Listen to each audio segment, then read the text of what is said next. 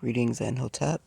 I've just decided to document the things that have been happening in the last several weeks. Somebody is messing with the SD card.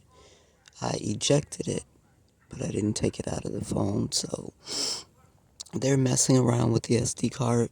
This morning when I got up, it was that NF thing, which I think is some kind of sharing files across devices, and the dogs are barking.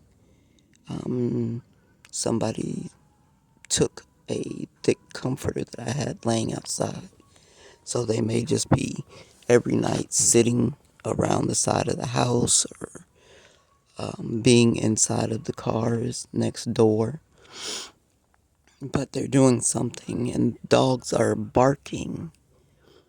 And what really has me pointing this out, and pardon my deep throat morning voice, what really has me pointing this out is the fact that I was making a comment under a tarot reader's comments, and then I saw it doubled, it was duplicated, and then YouTube said, "You're spamming." So I asked my children, what is spamming? And so they cut and paste real quick so that I will be blocked from making comments. So for some reason, Paul is coming up in my head. Last name Hanner Jr. I don't really like saying his name. He works online, and I haven't talked to him in probably a decade, so I don't know why that would be the case. My son met up with him trying to find out whether Paul was his father or James McCaskill Jr. was his father. And I told him, by looking at him, James is 6'4", you're 6'4". You got the flat head in the back. James got the flat head in the back. Y'all got them bubble lips, bubble butts. I would definitely, just by looking, say that it was James. Paul is short, and the features just don't follow. But he met with him, and they did some kind of DNA test, and I was just sharing with my son, be careful. Even with your saliva, people can do things. And I just feel like all tarot readers know about witchcraft and maybe even how to do witchcraft. I was trying to share with my son how people can take your energy and use it to big up their life. My children do not believe in the whole tarot, energy stealing, destiny stealing, people destroying your life with magic and voodoo. So I try to spare them the suffering, because I had a great life until jealous women, just because their men thought I was cute or spoke to me with sparkles in their eyes. I wasn't being disrespectful. I didn't do anything. The men liked me, and these women went to destroy my life. And then when I would want to leave certain men, they wanted to destroy my life. Now, I didn't know what was going on at the time. My life just slowly started going down, down, down, down. I was 26, dating a guy, and I looked 46. And I was like, what is happening? Even in the midst of it, I didn't know what was happening, but now looking back, I knew what happened. He told me he went to, and this was years later when he said what I'm about to say to you now. He said, I went to a witch doctor, a root worker, I can't remember the word he used, in Georgia, to pay him anything. He wanted to keep me in your life. And when I got there, he was dead. So what that said to me was, wow, he's probably been doing that a long time. But thanks to Joyce Myers, Do It Afraid, Arlene Rippey, my friend from Head Start, Maxine Logan, She worked for the school board under the Head Start program. Her husband used to work for Bay News 9. May he be resting in peace. And she would talk to me on the phone and say, you can't let people treat you that way. You have to stand up for yourself. God will not be pleased. And she used to pray with me. And I was just kind of numb and fluffing it off because my dog is barking. I wonder spiritually what's going on. I cut cords, contracts known and unknown. We turn hexes back to the sender. We call back our energy, our protection, our peace, our stability. We banish you from touching us with your negative intentions. We return it to your household 100-fold. In Jesus' name, we plead the blood all over our lives, our protection, our legacy, our destiny. Somebody's messing around, and it affects the dog. And she was just witnessing to me that I couldn't allow what I was allowing. And because I didn't know anything about emotional manipulation, but that's what was happening. I didn't know that I was in an abusive relationship until I took interpersonal communication in the communications department. Dr. Navita James was the head of the communications department at the University of South Florida. I took that class. It changed my life. I learned about one-upping. I learned about emotional manipulation. And I talked to him. I said, hey, I'm in an abusive relationship. And he started attacking my psychology degree. He started attacking my education. And he was saying that, psychology is no friend of God's. And it's like kind of demonic. And I changed my major because I was going to marry this man. This was my fiance. But he was never going to marry me. He just told me that. There was an 11-year difference, and I believed him. And he never intended to marry me. He intended to have me on the side. And when he married over me, that proved to me that that was the case. He told me I was no good for his ministry. I wouldn't make a good first lady. My dresses were too short. I burned all my little skirts and cute little dresses. And then after I modified my dress, he started complaining about something else. So it was apparent to me, not at that time, looking back, that he basically wanted to just tear me down so that I could be a pet, be in the house, and come over whenever he wanted his sexual escapades. That's what I was good for. And that's what he was going to use me for. But God, but God, Joyce Meyer, she said, you hold on to that kitchen table and you say, I'm free, I'm free, I'm free. And you don't let him in. And you stand against the flesh. And we did it. We broke that stronghold. And I was able to get away from that person. And it was years later, and he was still lurking and peeking in windows and masturbating outside of the window. And it eventually ended, I hope. Years later, my sister came in and said, so-and-so started a church right up the street. I'm like, what are you telling me for? What are you telling me for? I mean, it took so much energy and time to get away from that emotional, mental prison. And I try to share with my children how people can take your life down.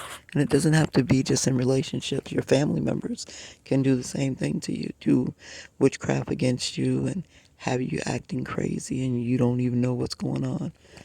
At 33, I decided that I was going to be celibate for the rest of my life. I'd had enough sex. I tried to get husbands. It didn't work, so I was going to be the world's best grandma because little black girls and boys were losing good grandmamas.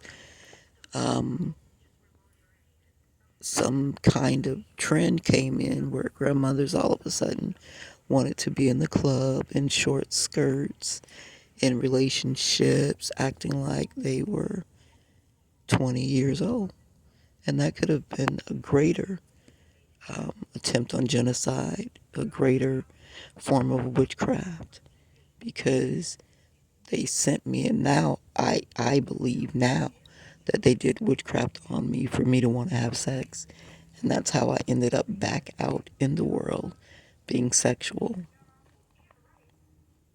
When you're in a lower vibration, people can take advantage of you. And, when you're celibate and you're chanting mantras and praying over the children, it's hard to penetrate a force like that. And they needed to penetrate me because they wanted to take the wealth that I did not know I had. I had not yet found out about the wealth that was waiting for me. And so I'm just documenting. I guess I'm going to have to go get the knowledge that the hackers have in order to protect myself.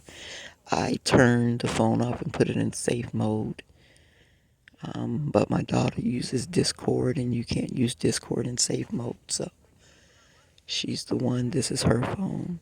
But if she's near me and they turn on the cameras, they can see, they can hear. When you're commenting, they can change your comment and put something different. We can't even pretty much get phone calls. The phones are cloned. I mean, they have my life, basically. And the Creator, God, is jailing people. Some people are dying. And I'm slowly regaining my life back. And seems like the hackers are passing the baton, continue taking from her, continue to do this, and then that way you can send me money in jail. That's something I feel in my soul intuitively. Through Cash App, they've taken a lot of money. I think they do wire transfers without my knowledge. Yesterday, we were trying to join Planet Fitness, and I had to join an online credit union, and I just crossed my fingers. I mean, we have to keep living. This is how we shower, basically. In the summertime, we were going to the pool, and we could keep up with showers. And then, at your house, you can take a little bucket bath, put water in a little bucket, and keep yourself clean. But there's nothing like being submerged in a bathtub or the shower. We're settling for showers. I'm a bath taker myself. So we joined the gyms in the wintertime because at the pool you could really, kill yourself if you don't do that thing right. I sent the girls to the pool this week, and they got their heads wet and didn't cover their head afterward, didn't try to dry it. And so we've been dealing with sickness. I had to go get some ginseng, and I went and got a couple of little miniatures to make homemade cough medicine yesterday over on Livingston and Bearess. And the sheriff SUV was sitting out by the side of the building. And my daughter and I walked in the store, and I asked for one of those 99 proof little miniatures. And I was telling her I was going to make cough medicine, that my daughter was not feeling well. And she said, "Oh, cough medicine, alcohol depresses your system and makes it easy for you to get sick." I said, "My daddy was an alcoholic full time, and I ain't never seen him with a cold. And I've been around a lot of alcoholics. I ain't never seen him with a cold." And then the other lady was saying, I said, "Well, my mom did it, so I'm going to do it. Put the orange juice and the lemon, orange juice and honey with a little of it, and give her a couple of tablespoons." Then she said the vitamin C is what's keeping her, is what's helping her. Then I thought about my dad. He drank straight out the bottle. He ain't never had no orange juice. Then the lady behind her said, "Yeah, and pineapples." I said, "Oh, yeah, bromelain." So I said, you know what? This could turn into a DCF, CPS, when they call the system on you and say that you're abusing your children by giving them alcohol. And I was going to go into NyQuil and Robitussin and how they put alcohol in the cough syrups and I didn't even try. I said, you know what? You're right. Thank you. I'm going to go home and cut up 12 oranges and let her just suck them. So that's what I did. Came home, cut those oranges, and both of the girls had a bag of cut up oranges, 6 oranges each, and they just sucked them. Then I gave them some Panax ginseng. Then I cut up 3 onions and put that with their rice. Cooked the onions in the rice so that they would eat an onion each. And this morning I don't hear any coughing or sneezing. Oh, before they went to bed, they took 2 tablespoons of Robitussin. So this morning I don't hear any coughing or sneezing. And I'm thankful, and the weather has gotten warmer too. So I guess dodged a bullet. And the other thing that I know that happened that I can't confirm it, a white creamish looking Jaguar passed me slowly, and I said, "Spirit, who's in there?" And I got through a series of questioning that it was Ava, my little sister Ava Atkins, and Thomas Stewart. So Thomas lives in the apartment complex right behind the plaza where I was. I go over there because in Bravo they sell my Creolina Rex. Rex Creolina is hard to find. If you have dogs, it's a great cleaner. And it's supposed to be able to spiritually remove negative energies out of your house. There was a mattress that was at the car lot as we were leaving Sonic, because we were selling candy to make money for the phone bill and buying the little things that we needed. We started by dropping off the battery. Then we bought um, a container of white rice at the Chinese place. Then we went to go get avocados to eat rice and avocados for breakfast. And they ended up having pork skin. And I asked how much for a piece of pork skin. I bought a piece of pork skin from Bravo. And then I got my Creolina Rex. I bought a piece of ginger for the girls to just bite and suck and make some tea for the cold. And I bought one other thing. Okay, the avocado. And then we went back down to Planet Fitness to join. I sat there and ate the rice with the soy sauce and pork skin together. She was working on joining. We couldn't do it. I had to call and ask my son to send me $10 Cash App. We don't have the Cash App physical card because we sent it to 6010 North 32nd Street. And Anthony kept our mail. And my Wisely pay card, he kept my mail. And he wouldn't give it to me. And that's when I called he wouldn't give me my EBT card either. Even though the people living in the house said that they would give it to me. They must have contacted him and he said no. So I called FBI and reported the mortgage fraud and that maybe the people living in our house shouldn't be there, might be illegal aliens. And I said to him, because I spoke with him personally before I contacted the FBI, you want the FBI to handle this? You really aren't at least going to let me get my food stamp card? You don't want me to get my food stamp card. You're stealing all my mail, stealing all my checks, stealing every inheritance that comes through. I'm working through the courts trying to get it. You're lying to me, telling me my money's at the court. I go to the court, nothing's there. And then you won't even at least let me and my children get food stamps. All right, you want the FBI to handle it? Well, you should have listened. You didn't obey. And I'm like, I am 50 right now today, laying here talking to you. I'm 52. And he's talking to me like I'm a child, lying to people, telling them I smoke, I drink, I prostitute, knowing I ain't never done none of them things. Now, he might have done all of those things. I ain't never do it. So why you put that on my name? I said all of that to say this. Every store I went in yesterday, they were walking around, looking at me like I was going to steal something. So I'm alleging that they are calling the people and saying, hey, there's a lady. She steals. She's coming in your store to steal. You need to watch her. Because that was the vibe.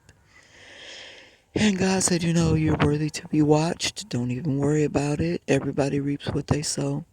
And so I kept my receipts, and receipts disappear. So sometimes I take pictures of the receipts, but I believe they've been going in the phone, taking the pictures of the receipts, reporting it to the court, saying that he is buying these things for me, right?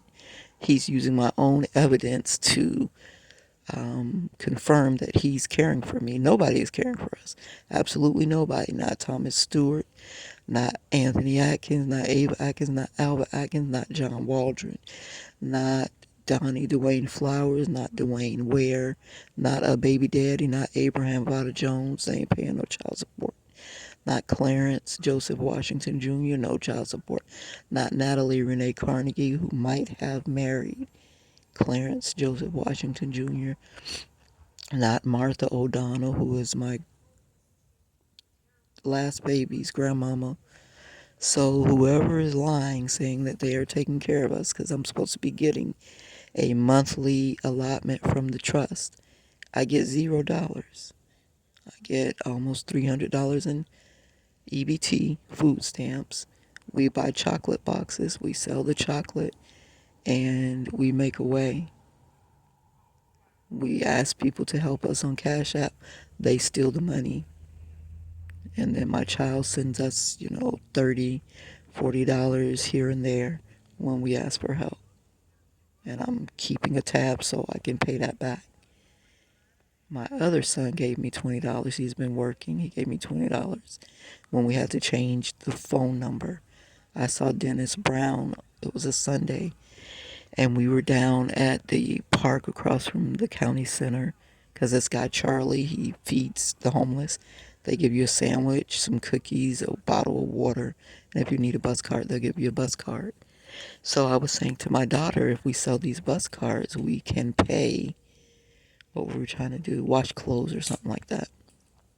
So Dennis said, after introducing us to Charlie, yeah, because people be trying to sell stuff. And I'm saying, if these people are mad about us having the intelligence to take this bus card, turn it into $3, $5 to wash clothes, then I don't even want their bus card. It is hard when you get evicted. People lie against you. They have the police pull you over, take your ID, and go cash your checks and spend your money and leave you out in the world so that you can get killed.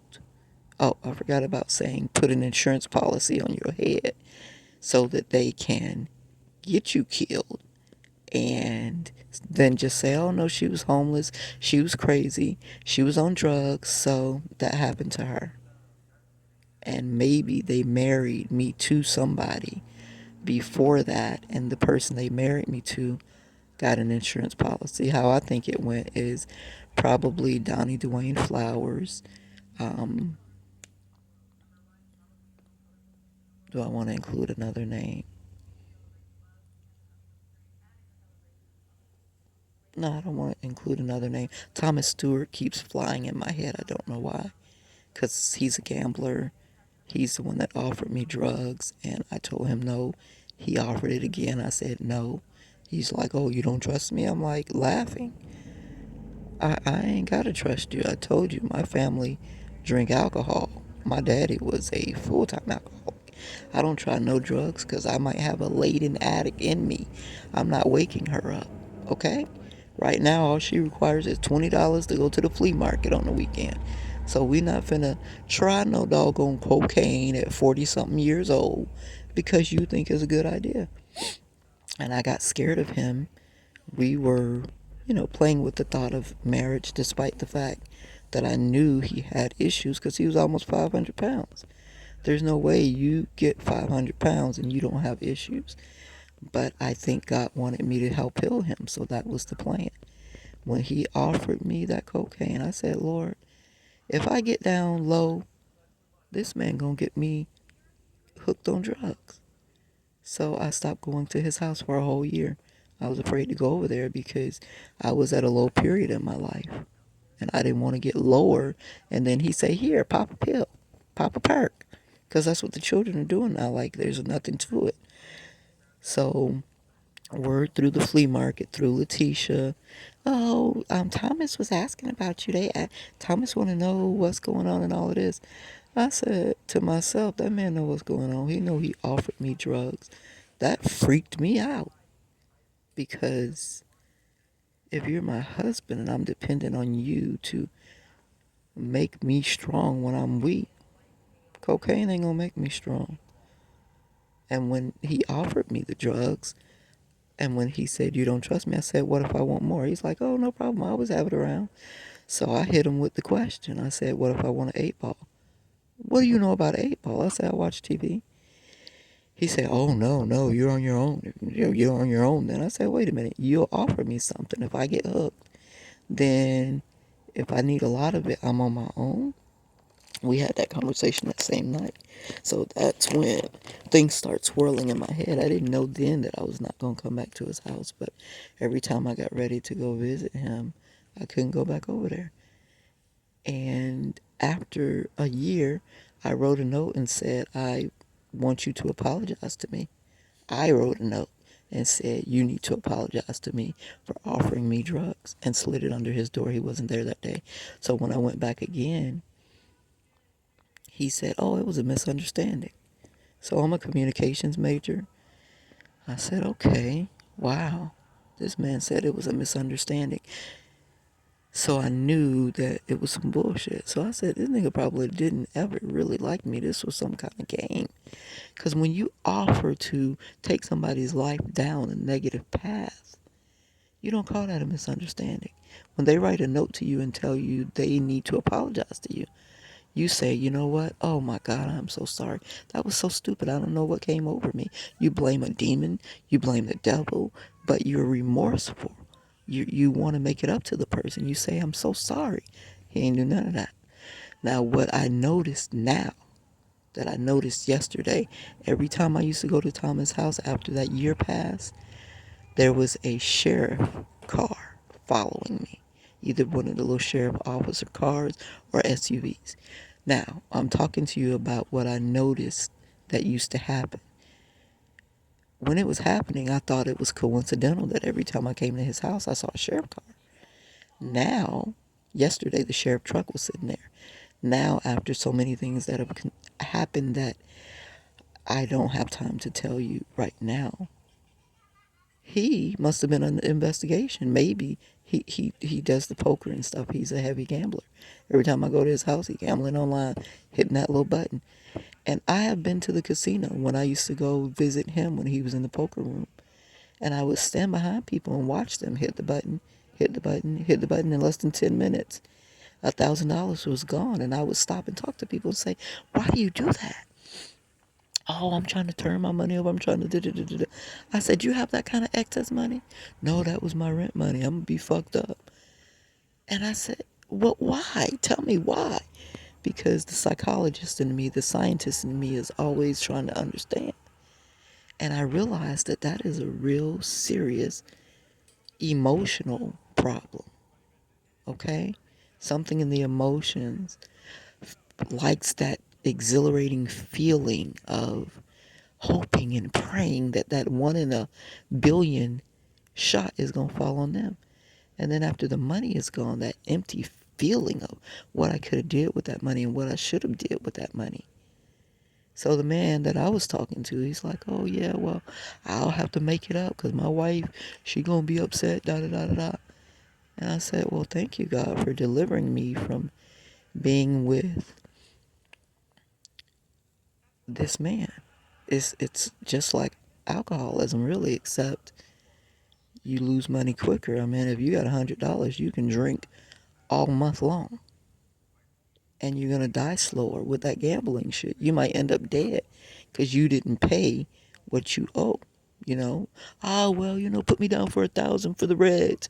I got you, and then they take your word. You lose, and you don't pay them their $1,000. They gonna send somebody for you. So in the tarot readers, they were talking about somebody who lied and said that I was on drugs, and they put their plug or the person that they get drugs from on me, telling them I stole the drugs. So you see how being in bad company could be detrimental to your health. And one day I was leaving Thomas's house and I didn't go straight to the bus stop. I went to the liquor store to get a Four Loko. We were staying at the Good Samaritan. I was buying it for Galvin. We had just recently met Galvin. We thought he was a great guy. This is before the Cash App money was sent to Cash App to Galvin's account for me, and the money came up missing. He said he didn't get it. Now, Melina could have stole the money from his account and put it in her account, and he never knew. Because when I asked Galvin, did he get the money? I asked him twice, and he said no. He got drunk, and he said Yahweh told him he could keep it because he needed it. And that's when I fell out with Galvin, because it's like you see me and my three girls struggling after being evicted by my brother, June 2nd, 2022, by A Plus Properties. And then you come along with your Yahweh self telling these lies that God told you you could keep money that was for the mama and the children. You could take the money from the children and the mama for yourself. And so I had to cut ties with him too. And I'm like, why do I keep meeting such horrible, bummy ass black men? And then I wanted to blame it on black men and all of that. But it's just low natured people. People who have low self esteem. They do stupid stuff. That happens in white people, Chinese people, Spanish people, all kinds of people. So I said, Lord, I'm going to withdraw from people, period. And when you're homeless and stuff, you meet a lot of low people. And you recreate me a friend group of people who have high energy. I can put $1,000 on the table. They're never going to touch it. If they have to touch it, they're going to leave an IOU note and tell me, listen, I'm sorry, I had to take $100 for this. And there's going to be an IOU note there. They're going to be accountable. So I was leaving his house one day and I went to the liquor store in that plaza, bought the Four Loko, but as I was getting ready to go to the bus, there was a car speeding past me in the parking lot. And I looked at the guy because he got on the bus. So it's like after I got on the bus, they sped ahead, dropped him off at a stop, and he got on the bus and came and sat next to me. And we're in the back of the bus talking, and I said, hey, didn't I just see you in a car speeding alongside the bus? He was like, yeah. So he felt busted, because how do you explain getting out of a car to get on the bus? So I think he sent that person to find out where I lived to hurt me. He was trying to link me up with his sister, the guy that got on the bus. And then he gave me her number. I never called. I'm not a phone person. I don't have a phone. I haven't had a phone for a long time. My daughter has a phone. I had to get the phone in my name. It's not my phone. And there was a lady later in life, same time we're homeless, June 14th specifically stays in my mind because it was Abby's birthday. And I wanted to do something nice for her. So we went down to Ybor City. And I had enough money to buy her a slice of pizza from this pizza place next to White Lies on 7th Avenue.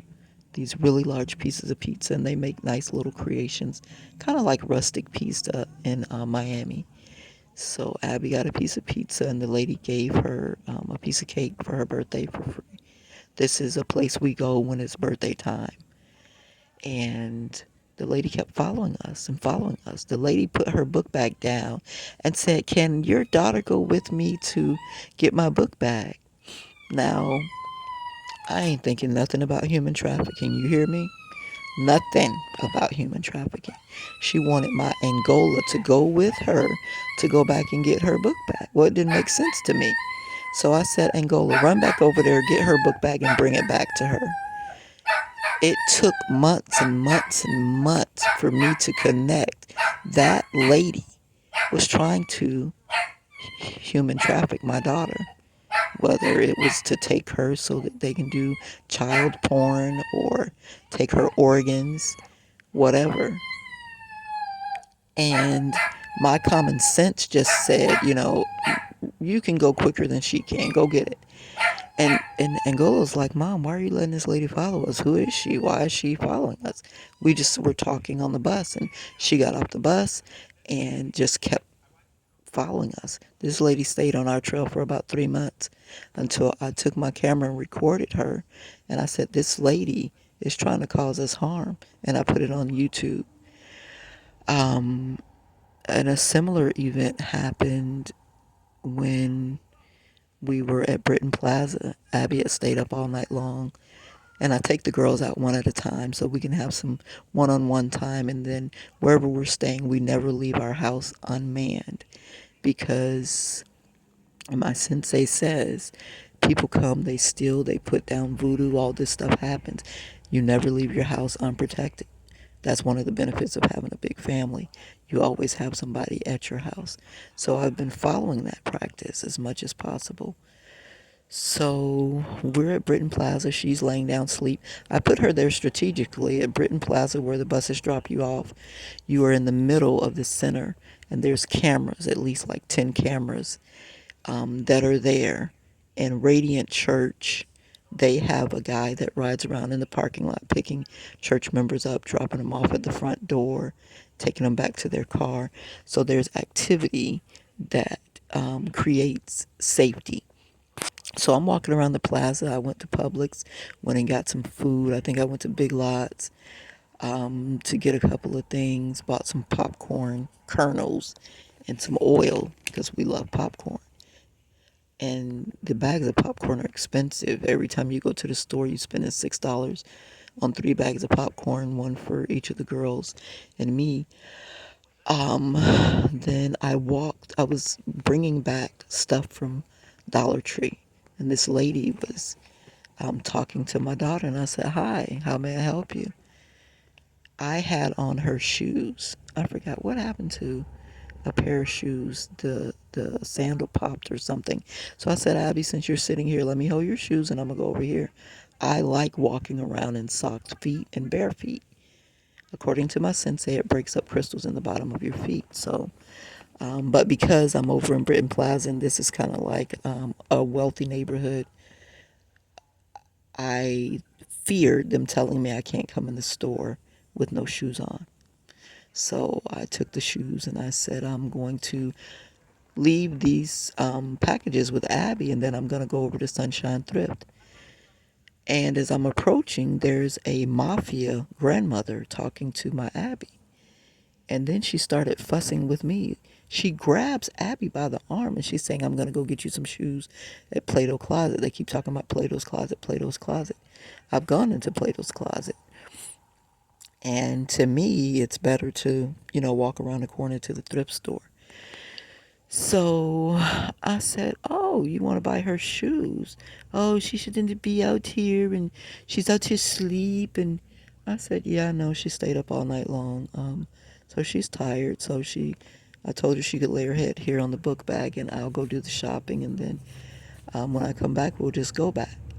And she's trying to get my daughter to get up and go with her. And Abby's saying, no, no, which is what I trained them. You don't go with nobody. I don't give a damn if they got, $10, $100 bills. Most of the time, whatever they're trying to get you to go do, you're never going to get that money anyway because they're going to kill you, imprison you, whatever. That's just the dangling carrot. The rabbit never eats the carrot. He might nibble off a little bit to get it in his system so that his desire can become stronger and you give over your common sense to, the person that's trying to manipulate you, but they never get to enjoy the carrot. Whatever the carrot is, whether it's money, whether it's a car, whether it's food, you're not going to enjoy that when somebody's trying to manipulate you for wrong. So I go along with what the lady got going on. She's like, oh, I want to go take her here and get her some shoes. Why don't you stay here with the stuff that's too much to move? I can take her over here and get her shoes and then come back. I'm looking at this little old bitch like, you must be out your ever-loving mind. That's my child. And no matter how easygoing I am, I got plenty good sense, lady. Okay? I've been human trafficked. We've been human trafficked. And I can't go into that. I don't have much space. Um, so I said, no, if my daughter's going, I'm going. And she's mad. She has a death grip on my daughter's arm, really like she's trying to kidnap her and make sure she gets in the car or the van. So I said, Lord, what is this? She's old, and my grandmother was a little feisty like that. So I'm looking around. There's enough space between us and any cars, or um, I'm not feeling any danger. So I grab up everything and I said, come on, Abby. The nice lady wants to buy you some shoes. Let's follow this out and see what's going on. So I said, she wanted to go to Plato's Closet. I said, no, we were on our way to Sunshine Thrift. So let's just go there. So we walk around the corner. We go in the store. She's trying to pick out shoes for Abby. Abby's saying, no, no, no. I said, Abby, pick up the shoes that you like. So we're casual people right now. She picked up some flip-flops and some Croc type shoes. And the lady is like mad that that's what she wants. And she takes it to the counter and she buys it. And then as we were walking, she was rushing Abby, and Abby didn't stop to pull up the shorts that she had underneath. So when she lifted her arm, her sweater showed like the back of the crack of her behind, right? She had on a long, pretty skirt, and I had her put shorts on underneath the skirt. But the shorts were sagging down. And she said, see, her crack is showing. That's no good. I said, I know. You're right about that. But the shirt was long enough to hide the crack, except if you're bending all the way over, as she was. So she said, she needs shorts or something on under there. She had on shorts, but she really needed like stretchy shorts that comes up with the waistband and holes at the top, not the drawstring shorts. So I said, yeah, that's true. So we walked around and bought 3 pairs of tights, like the stretch pants that come up. And I had $10. I gave it to Abby. I said, go get in line and pay for that. Um, and then I needed 80-cent tax. The guy was fussing with me about bringing all that stuff. He's like, can't you put it in your car? I said, I am my car. And in these areas, they're not accustomed to poor people coming over there. So mostly people have a car. They walk in the store. They don't have bags and book bags. So this took him for a loop, and it frustrated him. He had to leave. He just couldn't handle it. He left the register. I said to the lady, he's not too good for customer service. But it was really us. They're like, why are you over here in this neighborhood? Don't they have thrift stores closer to you? But since this is America, you can literally go to another state to a thrift store if you want to. You can go to Rodeo Drive and shop as a poor person if you want to. It's your right to do, even though people will look at you funny and maybe treat you bad as well. They treat us pretty bad over there at the Publix Britain Plaza, and it's annoying, but they have buy one get one free sales every week at Publix, so we go to Publix about twice a week to shop.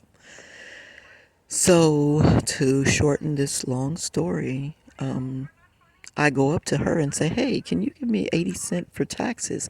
I'm buying my daughter 3 pairs of pants. I'm reporting to her like, just going along with the foolishness. She's like, no, no, I only have a $20 bill. And I'm looking at her like, bitch, you a mafia wife. You got plenty of $20 bills. That's the energy that came off of her. Like she was a mafia wife and grandmama. So she said no. So I said, Lord, I need 80 cents. So I asked a couple of other people. Rich people are not benevolent, mostly. They're not going to give you anything. So when you're in a rich neighborhood and you need 25 cents, you're going to have to ask 10 people, and you still might not get it. They say, oh, I only have a card. Then I say, okay, well, can you pay with your card? And they get mad with me. So because we're living off of benevolence, because my family and the exes came together to steal from me, lie and say I'm crazy, and try to get dominion, whether that's power of attorney, conservatorship, something like that. I don't know what them fools was doing. but we don't have my money, not a dollar of it, not even from the sale of the house. And this attorney Wong keeps sending me letters saying, oh, there's $77,000 left over. I can help you get your share. And so when I go to the courthouse and try to get it, it ain't there. Because Alva, Ava, Anthony, somebody done stole it.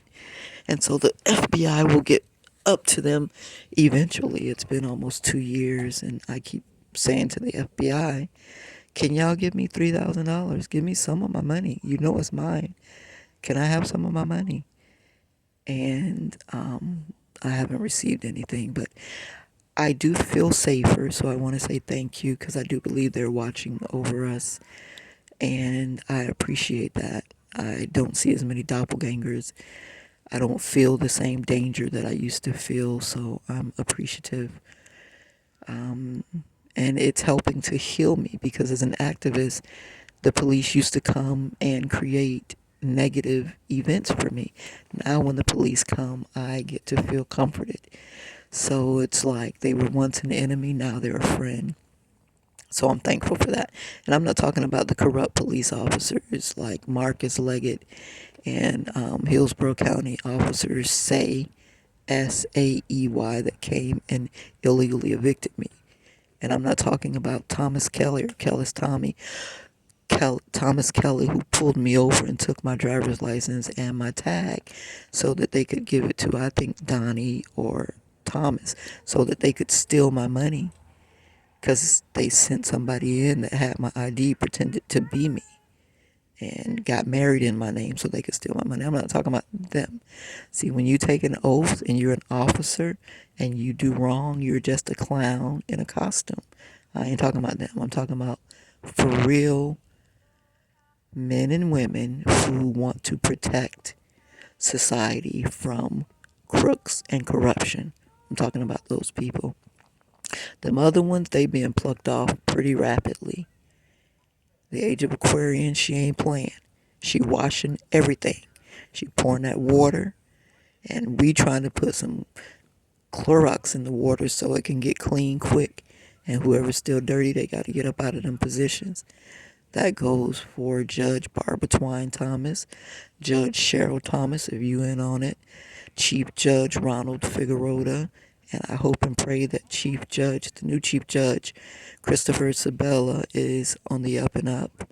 And I hope that my favorite bailiff, Thomas O'Manzi, is on the up and up. He took a little vacation while they were, stealing my stuff. And that happens a lot when people are doing corruption. They'll go on vacation, they go on sick leave so that you can't access them and you can't, pull them in for querying, questioning, and cross examination. But I like his energy. Thomas O'Manzi is very professional. Most of the bailiffs at the courthouse are assholes. Thomas is top notch, and he's got like 2 or 3 bars on his arm. But that don't mean he can't be corrupt. Because that money, when you start dangling dollars in people's face, it'll change you. I meant you have to be a strong person to not take the bribe. So, back to the story at the thrift store. A black man in a white neighborhood reached in his pocket and gave me 80 cents. I couldn't believe it because in those neighborhoods, when you run into black men, they're usually with women of different races and they usually look down on you. And right now we look like ragamuffins. We got dog hair and our hair. It looks unkept because, these are free-form dreads. They just growing. And sometimes there's dirt on our socks. Sometimes there's dog hair on our clothes.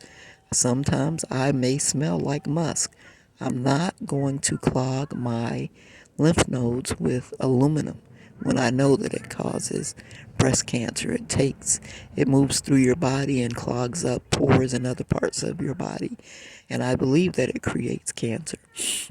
My children do it because when you have stink dirty children, that causes you problems. But I'm hoping and praying that when they become older women, they'll do the baking soda and vinegar under the arm too. It doesn't last as long. It only lasts like a day. So if you're in a situation where you can't bathe every day, you're going to be musky when you wake up. And sure, taking a little bird bath, that'll help, but that ain't going to do it. You need to submerge them pits in some water. So I'm old, just like, no, I'm not going to kill myself just to be acceptable to people. So I try to keep my arms down, but you might smell musk. And yes, I know I'm musky, but I do not ascribe to using deodorant with the aluminum. According to Charlotte Gershon, you are not supposed to put anything on your lymph nodes, okay? So I try to follow that path. Sometimes I'll use lemon juice, baking soda. When I put baking soda under my arms, it gives me bumps. It'll create like a large rising. So I stopped doing that. So I'll use the vinegar or the juice of a lemon or a lime. And that works for a little bit. So he gave me the 80 cents. We paid for the pants. And this lady stayed in the store to talk about me to other people. So we left her there in the store talking about us to other people. We went on back, got on the bus, and came back. And that was weird. So I'm wrapping it up. Pray for us, our protection, for our state, our family, and our new destiny. SOS 5 STEM G Academy is still rolling. I don't put out as much content because somebody takes my content, reposts it somewhere else, and I am alleging that they are monetizing and getting paid off of my content.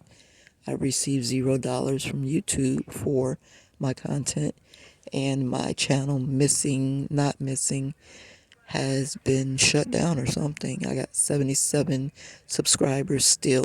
My channel Lee, Lee, space Lee, doesn't even come up in the offerings. Last time I checked it, I had like 39,000 views for the day that I was evicted.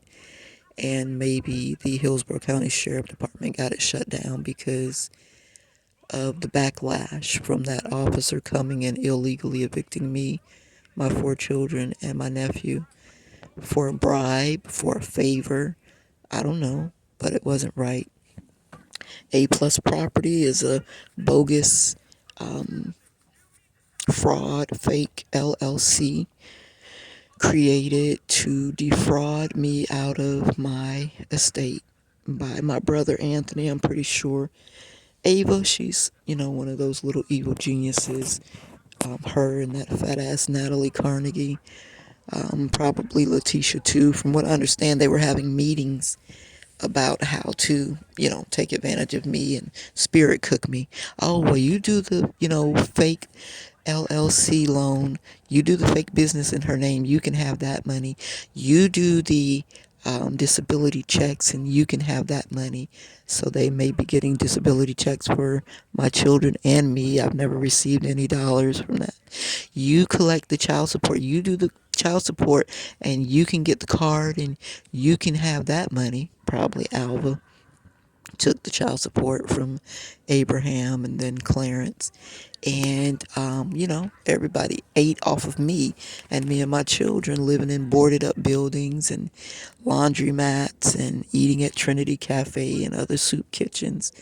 And they're just living the life, buying Mercedes and Jaguars and going to Jamaica. And, the people who actually are due the income are struggling. So there's a lot of karma coming back to a lot of people. I don't know why they love to hate me. I guess they call me a goody two-shoe because I don't smoke, drink, prostitute. And now, since Lawrence died, and that really threw me for a loop, I felt like they killed Lawrence. They poisoned Lawrence July 4th of 2020 when he insisted I leave and go with Veronica Davis to 40th Street, and maybe that's River Hills, I don't know what that is, over by the Crab Shack across from River Pines apartment. There's a field and a crab store. She took me over there for several hours to a little yard sale that Connie's daughter's husband was having. And God told me not to go, and I let Lawrence tell me to go.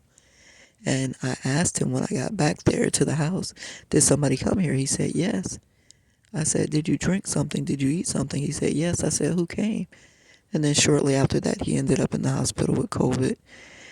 And according to Rita, he died in the hospital July 13th, 2020. I don't know if any of that is true. He could have faked his death. They could have kidnapped Lawrence and took him somewhere. I don't know what happened, but it devastated me because Lawrence was my speed. He had that same kind of childlike, jovial, happy, sanguine nature about life. And he let my brother into his house more than once. And my brother poisoned him against me. And then Ava came. Then Alva came. I've never been to any of their boyfriend, girlfriend's houses. Never. Not without being invited. Okay, and I never had any inappropriate conversations with them, never had any sexual dealings with them, never offered them no sexual dealings, and they came to sabotage my life so that Mr. Lawrence would not support me, and Mr. Lawrence ended up in a situation because of it. Now, I don't know if Lawrence was faking with me or what, but I was his friend, so I don't know if he was my friend. And when he ended up dead, I felt like it was my fault because he met those people through meeting me. And that's the last person I had sex with in May of 2020 was Lawrence Alexander Cambridge. And I want to know what happened to him. I want to avenge his death if they did something terrible to him. And I still don't really know. I know a couple of things that I feel in my spirit. I don't know what happened. So, Lawrence, if you truly are dead and you're not somewhere in, you know, Paris living the good life, and you were in on it and you were stealing my money, you were the fake husband that married me, I'm trying to avenge your death. Well, I'm trying to find truth. I really hope I don't have to find out that you were an enemy too. So, I don't know.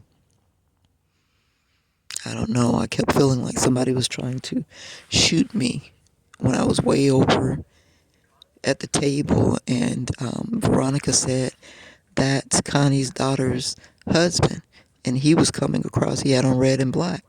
So that red and black was like, oh no. Mm-mm-mm. That's SU in the wrong form. So I saw him coming across. I turned and walked to her truck to get in and sit down to put distance between he and I because it was a bad feeling I had in my stomach. And that probably saved my life. All right. Peace out. Pray for us.